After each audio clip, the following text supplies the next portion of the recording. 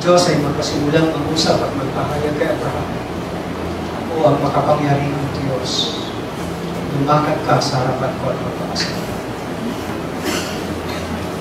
Meaning, be complete. Hello. Sino sa atin sa hapon ito at sa stage pa ng incompleteness? Hindi pa kumplito.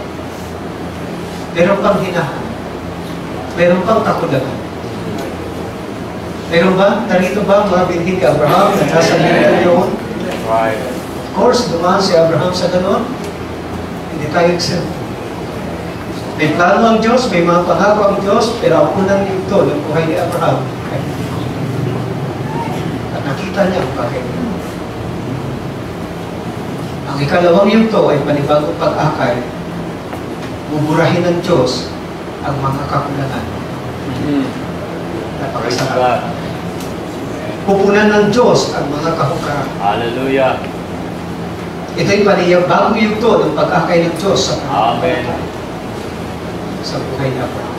Praise God. Ito'y kakaibang karanasan. Sino sa inyo sa hapong ito gustong mapunan?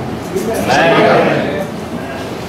Well, gusto ko sabihin sa inyo na hindi kayo pupunan ng Diyos ng mga bagay na gusto niyo lamang.